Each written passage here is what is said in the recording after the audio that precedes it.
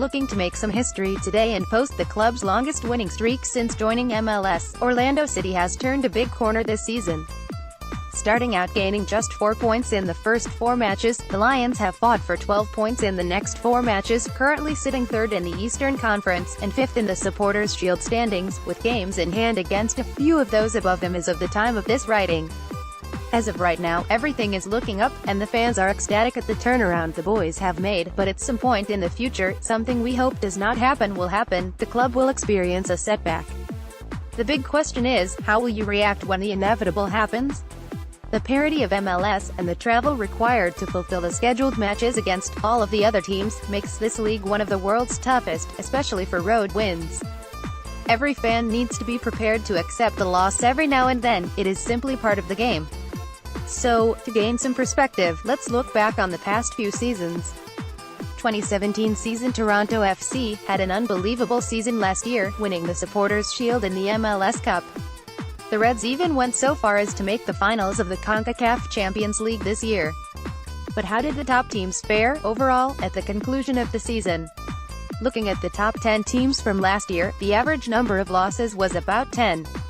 The more important comparison is the number of wins versus draws. Now let's look at how the playoff brackets went down.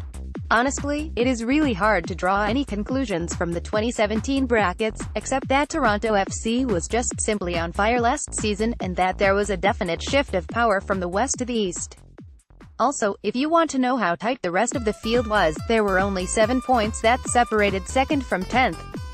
2016 season. Here is a look at the top 10 from the 2016 season, a season that saw Seattle win the MLS Cup. FC Dallas won the Supporters' Shield, but I doubt many fans of MLS will remember that. There is a bit more of a spread in that season's results as far as comparison of wins, losses, and draws. Although the average loss for the top 10 is again about 10, the top 5 show below average, while the back 5 show above average. How did the playoffs pan out then? The first of 2 finals between Toronto FC and the Seattle Sounders was in 2016, except both teams had to start a round earlier in the playoffs to make the finals. Seattle eventually won on penalties, but what can we learn from any of this?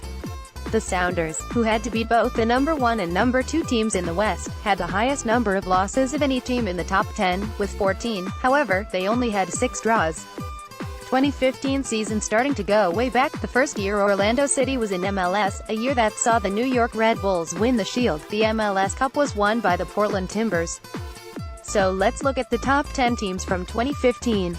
Average losses for the season were about 12, but notice just how low the draw numbers are.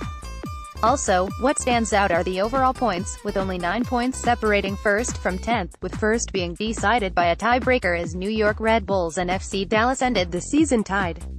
How did this look through the playoffs? Portland had to play 1 extra game, plus defeat the Western Conference's number 1 and 2 teams in the Vancouver Whitecaps FC and FC Dallas before reaching the finals to face the Columbus Crew. Both teams had identical records, including those 11 losses. Ending the 2017 season, Toronto went 2-1, including losing 2 in a row. In 2016, both FC Dallas and Seattle both ended the season well, even though Seattle had 1 point in the first 5 matches, and had numerous stretches of multiple losses in a row. In 2015, both the New York Red Bulls and Portland Timbers finished strong, winning 4 out of 5, but the Red Bulls lost 4 straight at 1 point, before waking up and taking points in bunches, as well as Portland finding its stride. Where am I going with all of this? Just a reminder that, especially with some of the road schedule ahead, there are going to be tough times ahead.